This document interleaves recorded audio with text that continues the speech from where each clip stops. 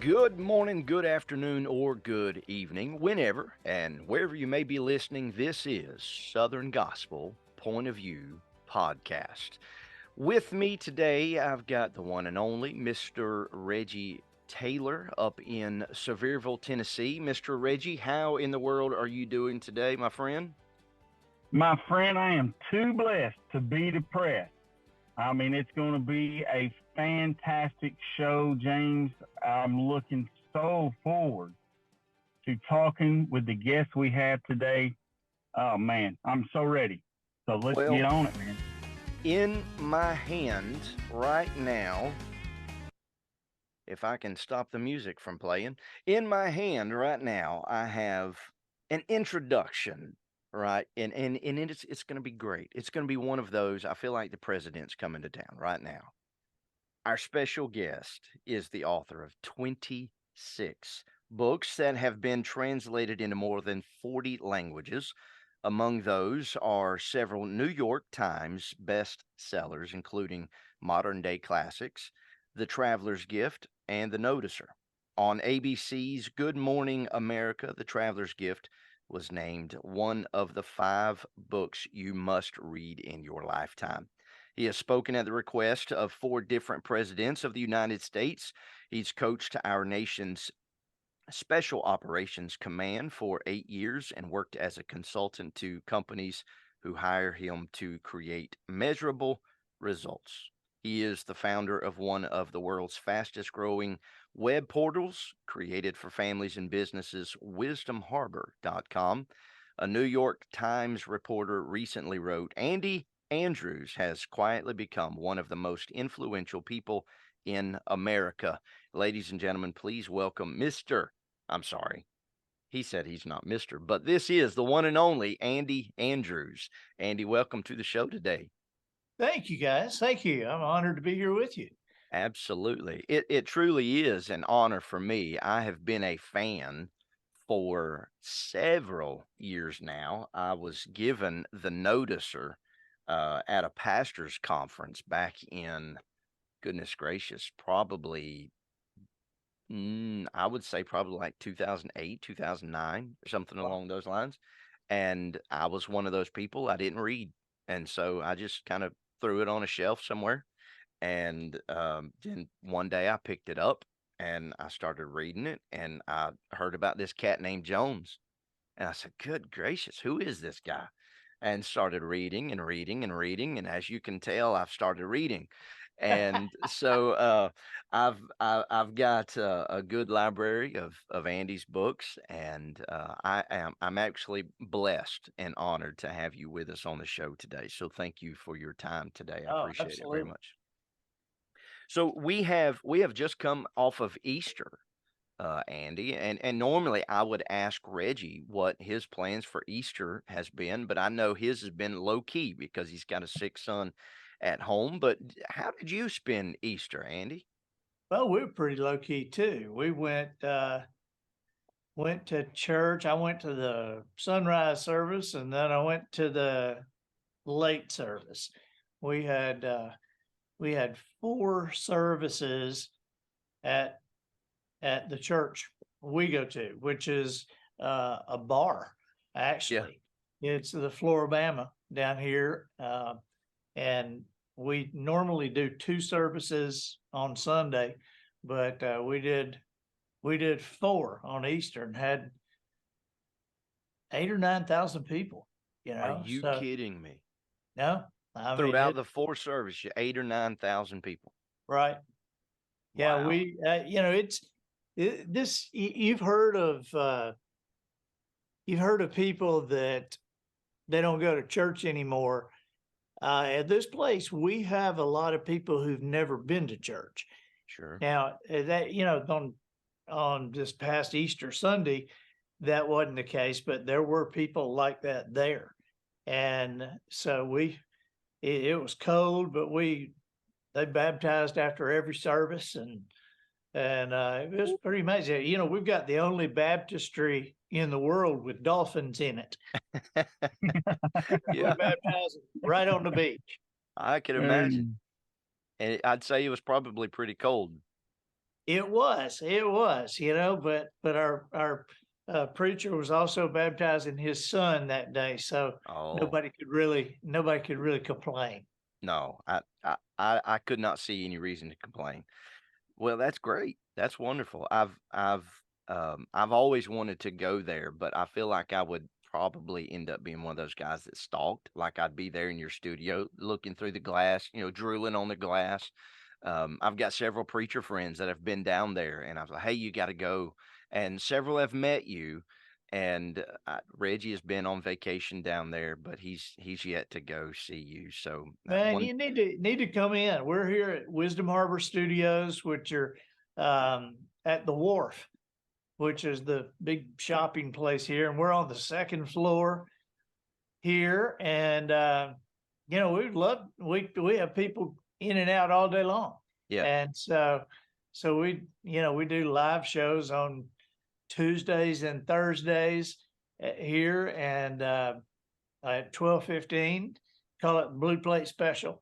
Hmm. And then we record podcasts, The Professional Noticer, and we record a lot of interviews, and we're recording a lot for wisdomharbor.com, the streaming service. So we love for people to come in and just wander around and watch, and we talk through the glass at them and Yeah. have a great time. Well, one of these days I will. I assure you I will. I think Reggie may be down there on vacation, maybe this year, or next year. So Reggie, I'm telling you, I'm living vicariously through you. You need to go. Okay. I'm gonna tell you something right now. I didn't know, because here's the thing. I stay in the condos right across the street from Florida Bama Really? at the Phoenix. It's a Phoenix 10, right? Right Yeah. across the street from it. Yeah. Yeah. I'm telling you right now, I'm coming to church Sunday because we're mornings there all week. at 9 and 11. Oh, I'll be there. I will Reg, be there. I think we love it down there. We absolutely, it's so beautiful, and the people are great. And I'm finding you, sir. I will be finding you. Yeah. We're there on Sundays, and then the rest of the week we're up here in the studio. So Wonderful. well, Reggie, you just finished The Traveler's Gift, and we talked about that off the air. But being a new reader to Andy's books and being newly introduced to Andy as well, what are your initial thoughts? And do you have any comments that you'd like to make to Andy yourself? Oh, listen. I've said from the beginning that I'm not a big, humongous reader. Like I said earlier, I struggle with reading the Bible, but I read it, because it's the Bible. But as far as this book goes, um, it changed me as a man, not only a man, but a dad and a husband. Because it is. My biggest thing is one of the biggest um, list, or of the list of stuff. One of the biggest problems I have is forgiveness. And oh my word, I was reading forgiveness, and I'm trying to remember who it was. Lincoln, Um, yeah, Lincoln, Lincoln. and it it it absolutely. I had to stop a minute because I was like, he's talking to me. That was me. I was like, I got to quit reading this book. It's making me depressed. But then I kept going. But I'm honest with you. Then I got to the end, and Gabriel, they were going through the room, or going through the big halls and aisles of clothes and toys, and on that pedestal was all the answers to cancer and everything. And then it was like, then I got to thinking to myself, what have I not done, or have I missed out on that's in that room? Right. Yeah. And it blew me away. And Mr. Andrews, I'll be honest with you, it was a tremendous, tremendous book. And I promise you this, I'm picking up the next one right behind it. Well, thank The you. And Travelers. just remember, Mr. Andrews is my dad, so you can call me Oh, yeah. Andy. But I appreciate that. I appreciate that, Reggie. And I think I think it's my books might be easier to read than some others because they're stories. I think that stories capture people and they capture people's attention easier than a nonfiction book. So Right.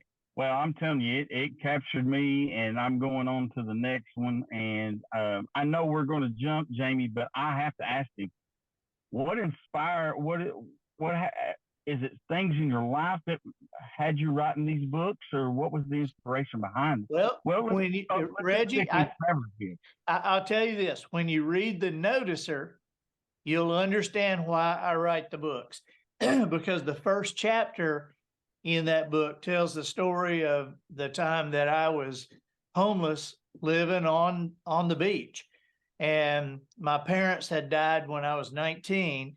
My mom died of cancer. My dad was killed in a car accident. And I made some bad moves and ended up literally homeless before that was even a word. 35, 40 years ago, nobody was using that term. And but I was living under the pier here in Gulf Shores area. And I met this guy late one night under my pier named Jones. We didn't call him Mr. Jones, just Jones. And and so that he called himself a noticer. He said, when God was passing out talents, I didn't get the cool ones. I can't run fast, I can't sing great, but I notice things, little things that make a difference in people's lives. And so if you read the story, if you read the noticer, you will understand where the books and where the traveler's gift came from. Wow.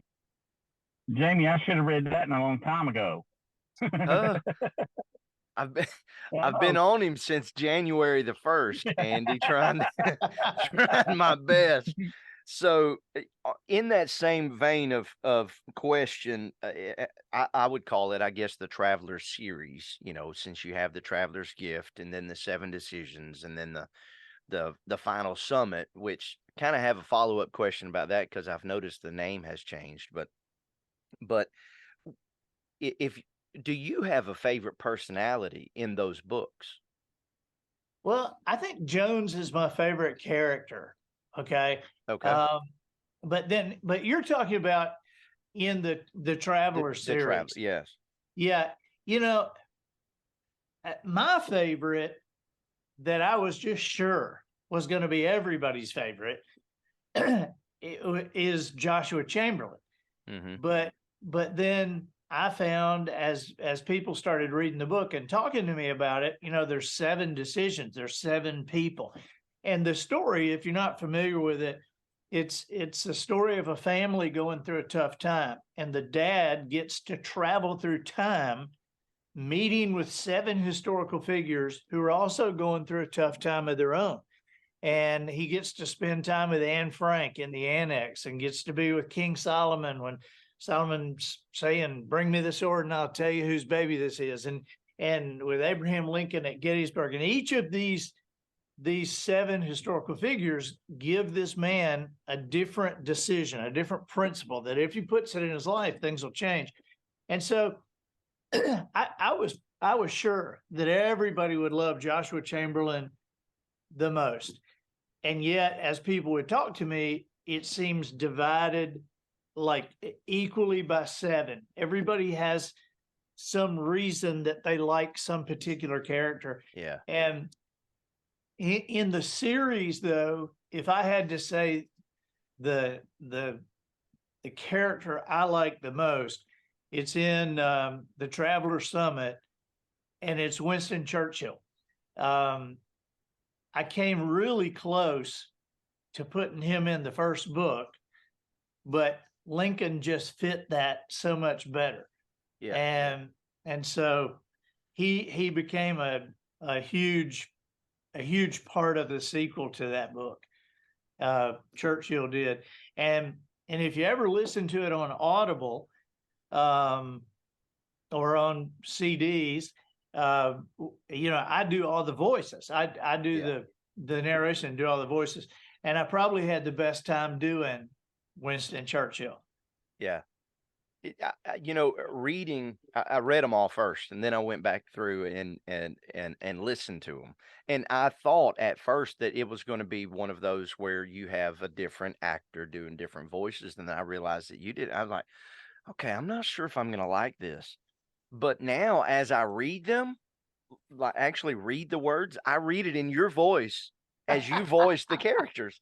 Wow. And I was reading oh goodness, baseball boys and bad words the other day, preparing for this, and we run a rap. I was reading it in your voice, and I cracked myself up. But I found my favorites as I read them myself. But then as I listened to you read them, with the inflections and with, the intonations that you put in them, the way you thought they sounded, things of that sort, I kind of had new favorites, you know. Yeah. Who Um, are they? I really can't pinpoint a favorite, but the most peculiar of them all is Gabriel. Yeah. And Yeah. and there's a phrase that he says in in the traveler's gift, and I don't recall the phrase, but he talks about tact and something about the tact is the absence of I can't remember now, like the fear of offending or something like that. And there's kind of an intrigue around Gabriel that that just kind of it mystifies me because it is a real character and it's a biblical character, but Right. we know nothing about it. There have been no other books written about Gabriel. Right. And And when we were getting ready to do the audio on that, it's like, what would Gabriel sound like? yeah, And we thought, well, he would probably lack a human emotion. He would be more straightforward. And as I was building that and writing that, I had somebody tell me, they said, well, there's nowhere in the Bible that says that angels have wings. yeah, And I said, well, yeah, there is. Yeah, there is. And they said, no, no, nowhere in the Bible. And I said, well, when Isaiah God 6. was having them build the Ark of the Covenant, he told them to put angels on it, Hmm. and the wings would come out and stretch and touch. And so if God was describing angels with wings, I'm guessing they have wings, Yeah, yeah, yeah. Isaiah 6. They had 6 wings. They had 3 pairs of wings. Yeah. So hey, I think you did a great job with it.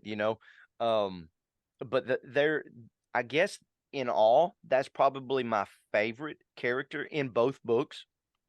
Um, but I agree. I think Churchill, as far as human characters, Right. is probably a favorite, and I think because of um, the way you put it, the second act, the fact that he succeeded and failed, but he didn't quit. He got up and he Right. did it again. Got it. Did a And second act.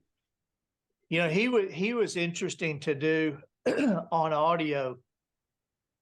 Um, it's because some of them were obvious. I mean, we have recordings of Churchill, and so when I was doing his voice, I picked up certain things, like instead of Nazi, he said Nazi.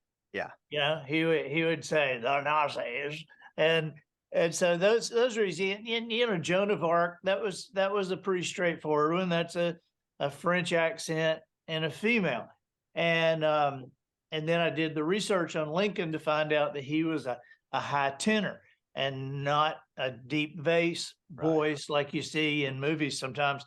But the one that we had to really kind of figure on was King David in Traveler's Summit, because we thought, what would King David sound like? Well, he was Jewish, and so and I'm like, what accent is a Jewish king? And so we finally, what we did was we called up audio of Benjamin Netanyahu, the prime minister of Israel, and I listened to that for a while and did David. Oh, okay. Well, that's pretty interesting.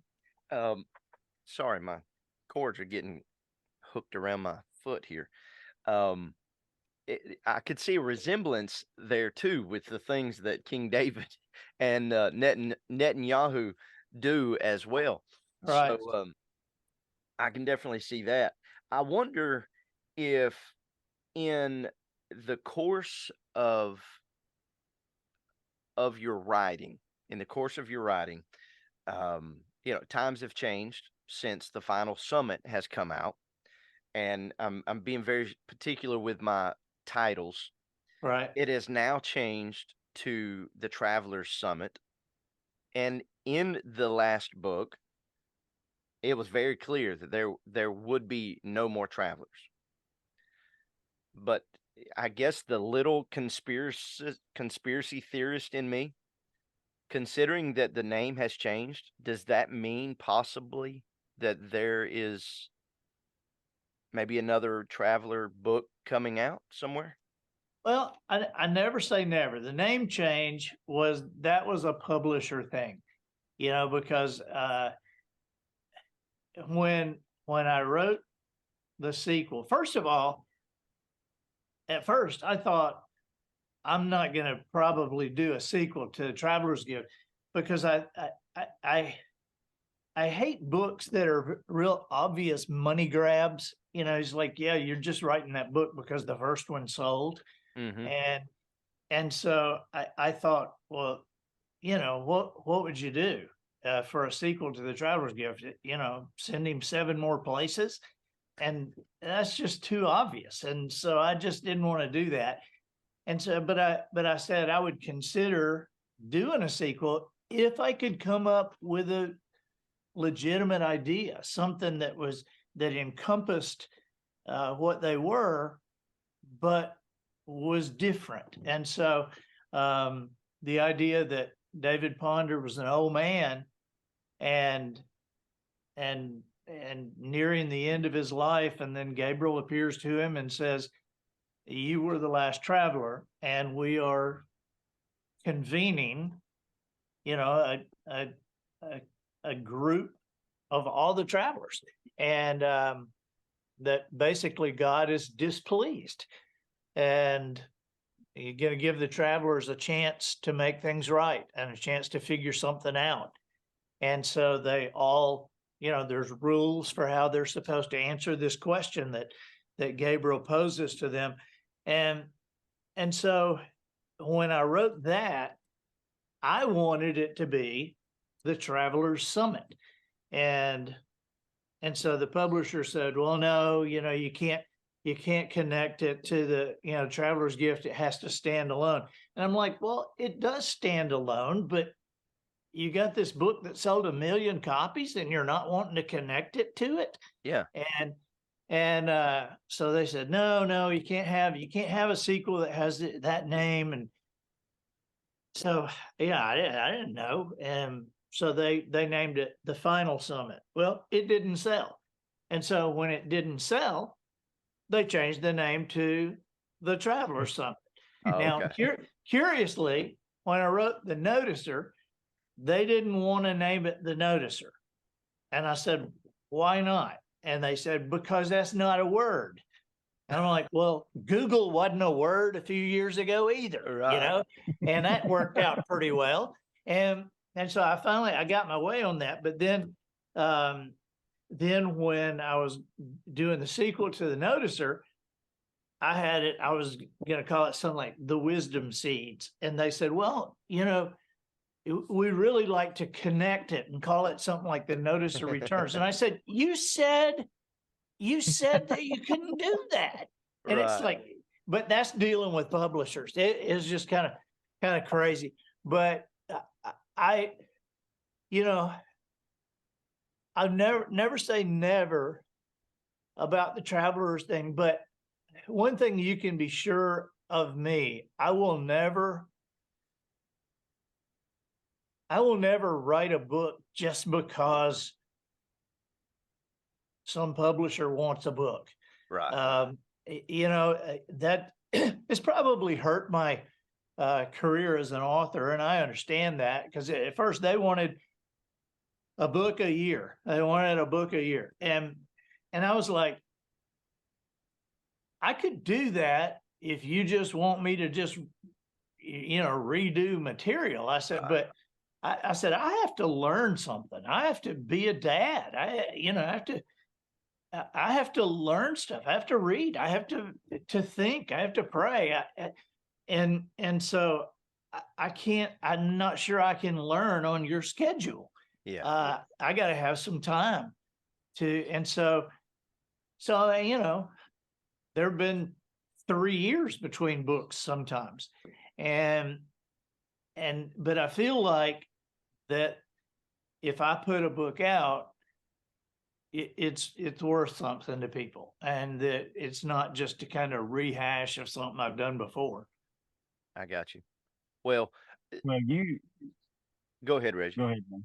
Oh, I was just gonna say, well, you keep learning and you keep praying and you keep reading and keep being a dad, because you keep publishing stuff like this. You'll be. I mean, it'll be amazing. I guarantee it. I'll tell you, I got to the end of the Traveler's Gift, and where the man was standing on the stage, and he had pulled up to walked in with the janitor, and the gentleman you were talking about, Joshua Chamberlain, and he was talking about that story and everything, and everybody got quiet for just a second, and then they all stood up and applauded. I was laying in bed reading that, and I wanted to stand up and pray and start shouting and clapping myself. I was like, good heavens, Alexi. So you keep doing what you're doing, sir, because we are loving every minute of it. Thank you. My prayer about the learning and about what I'm supposed to write, my prayer is always, God, help me to understand things you want your people to understand. That if they did understand, they would live the lives you want them to live. And give me simple ways to explain complicated things that are confusing people. And that's my prayer. Yeah. And for sure. That's great. And that's exactly what you do. I was kind of a lot of, and I don't know if you go through this yourself or not, but maybe it's as a dad or as a pastor or as a man or as a husband, whatever. There's highs and lows sometimes. Sure. And I find myself in those lows often picking up, especially the Noticer or one of the books that contains Jones, and that's because Jones provides perspective. He does, and I'm a crier. I will cry over a Post-it note if I'm not careful, but I will go to some of the things that I've got parts of the book marked so I can go to that and like, this helped me last time. And it could be about the character that was burying the water lines too shallow, and where that didn't affect me the first time. It's something that I needed. Not that I was being dishonest in anything, but maybe I'd gotten too busy for my wife, and that's what I needed. And so God is using you in ways I'm sure that you've never even imagined. Well, thank you, buddy. I appreciate you saying that. Yes, sir. Reggie, you have a question? I will say one thing.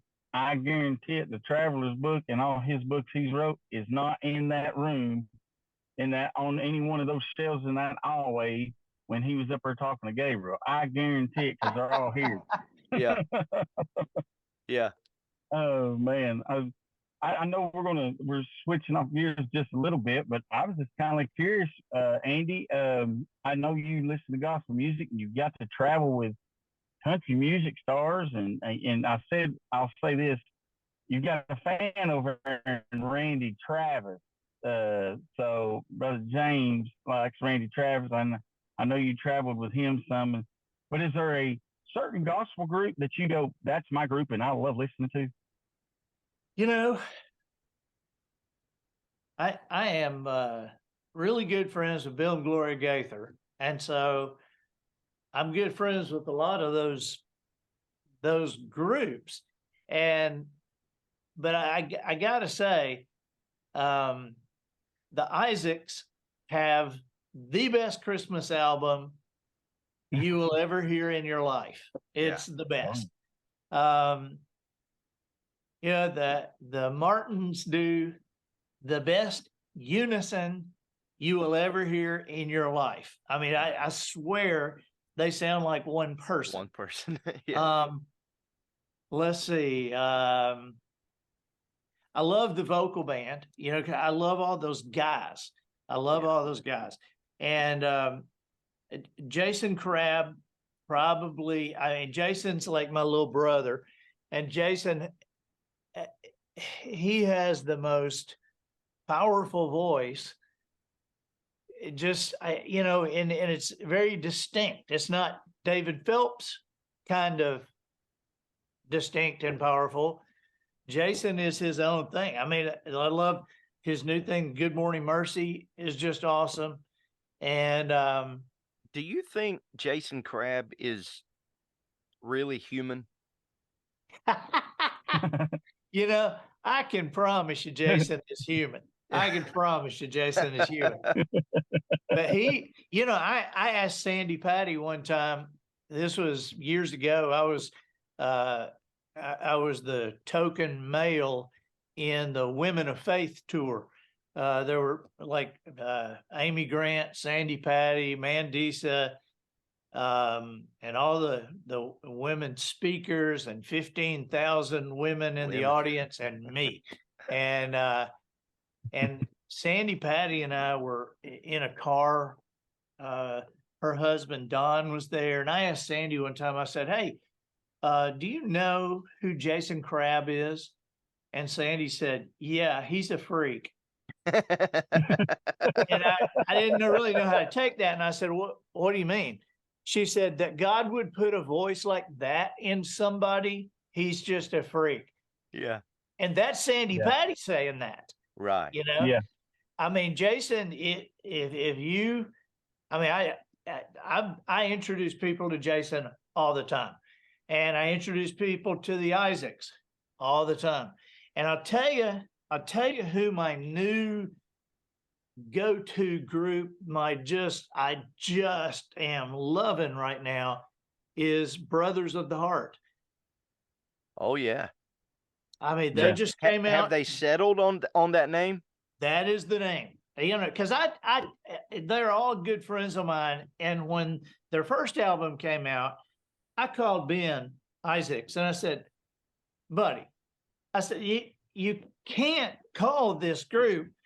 And you know, it's four guys. It's Ben Isaacs, it's Mike Rogers, it's and Mike Rogers tours with Ricky Skaggs.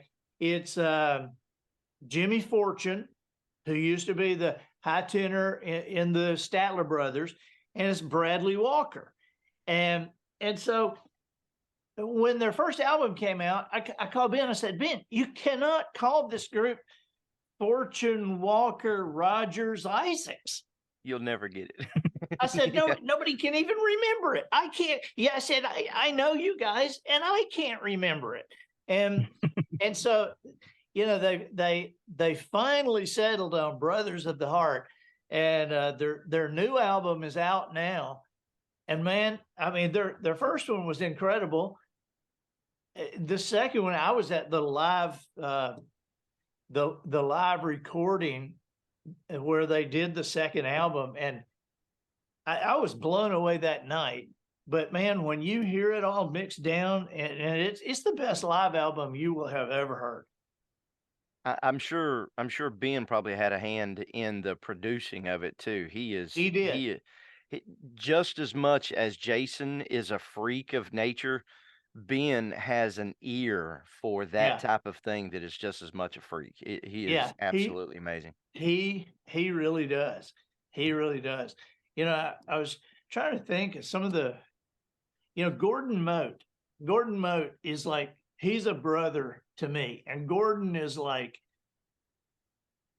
well, he's a freak of nature too. I mean, Gordon is unbelievable, and he's an unbelievable human being.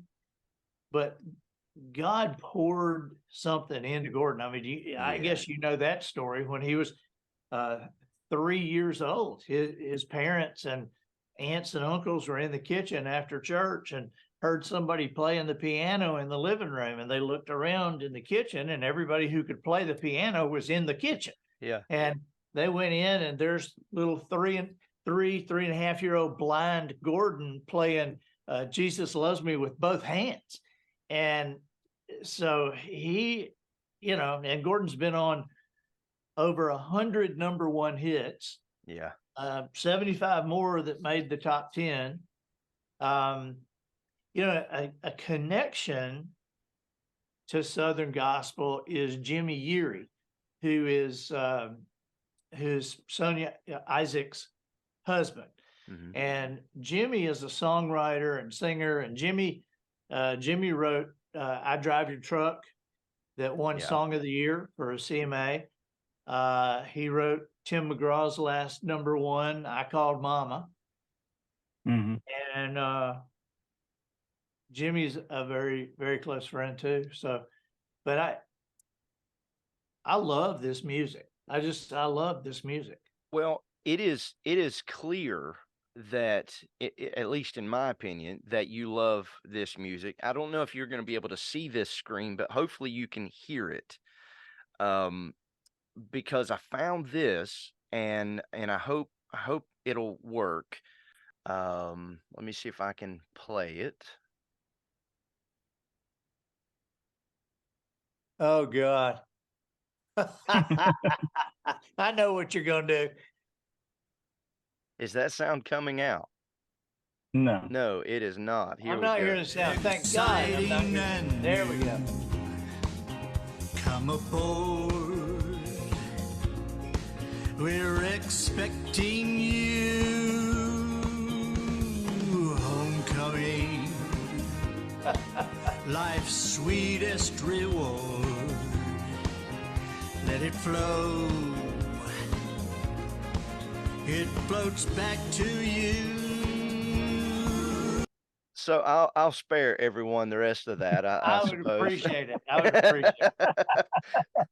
But On that cruise, Bill and Gloria asked all the artists, they said, would you just do a little video just saying, to come with us on the Alaskan cruise? And I thought, yeah, I'll do a video. well, you did it. You did it. You did it wonderfully, wonderfully. Hey, I guarantee there's he still got the. I I guarantee saw- he still got the jacket in his closet. Yeah. I saw him there too. Gene, Gene is the most awesome bass singer. I saw him on that. I forgot to mention Gene, and there are Yeah. probably other people that I'm forgetting to mention, and so I apologize for that. But oh yeah, there's so many that especially now, and it's like my brother-in-law and I were talking about baseball, how baseball has evolved.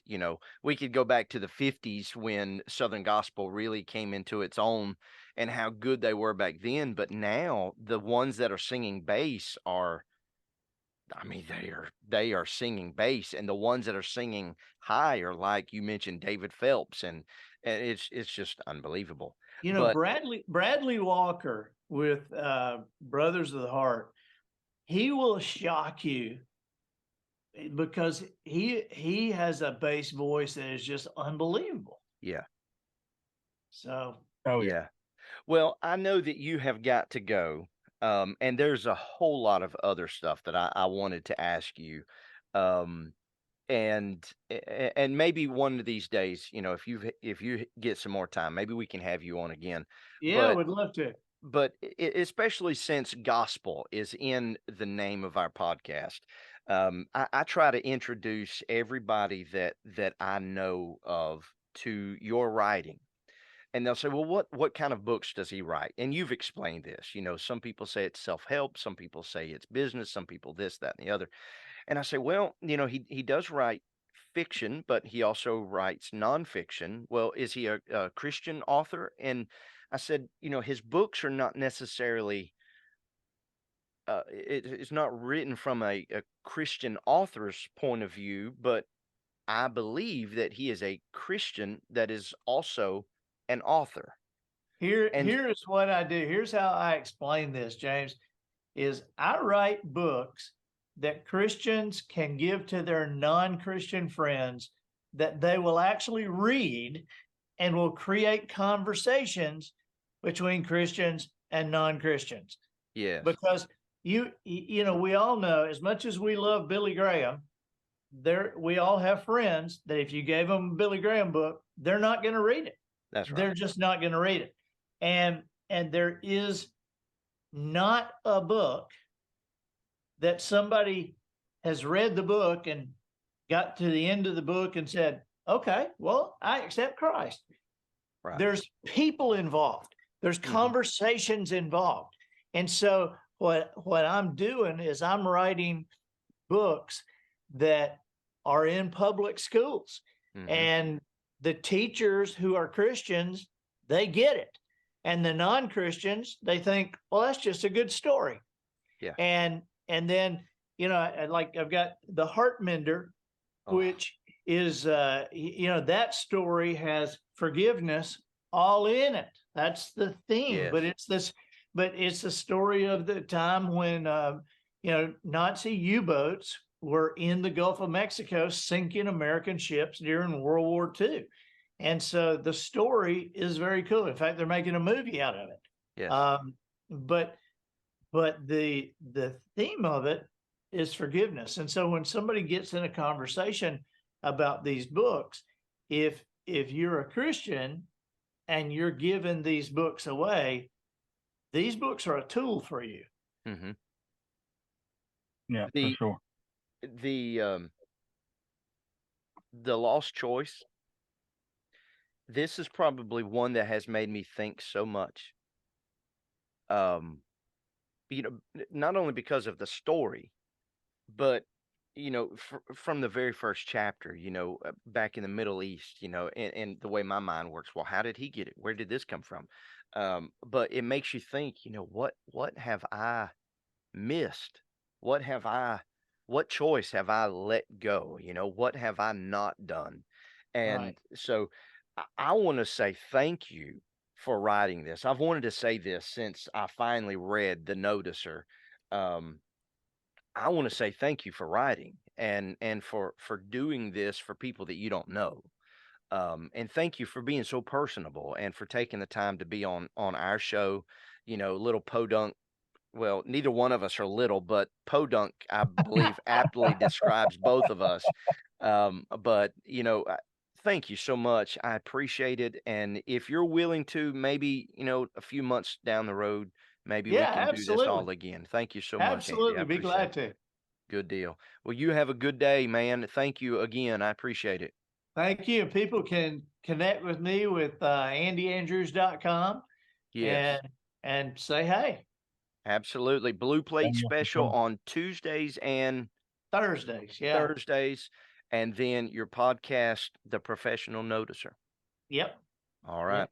Guys, check it out. I appreciate you. Thank you, guys. Thank you. Thank you. Thank you, How was that, my friend?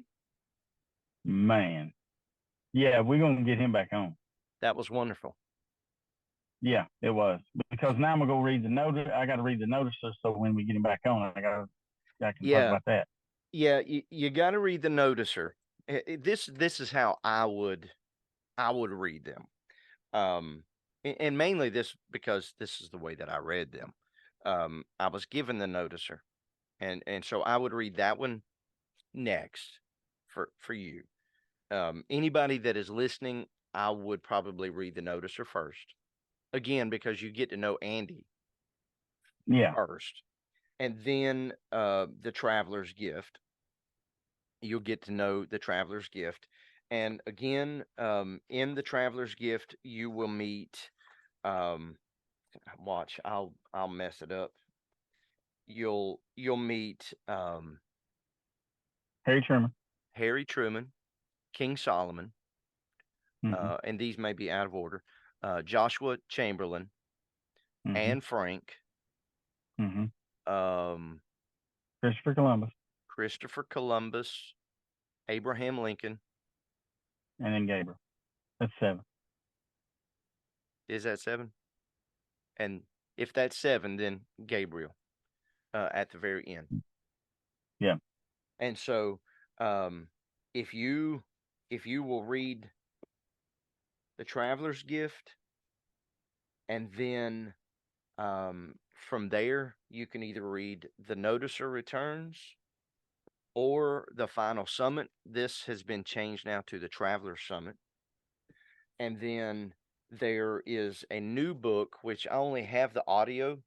I don't have the this particular book, but it is just, excuse me, I only have the audio of the third Jones book.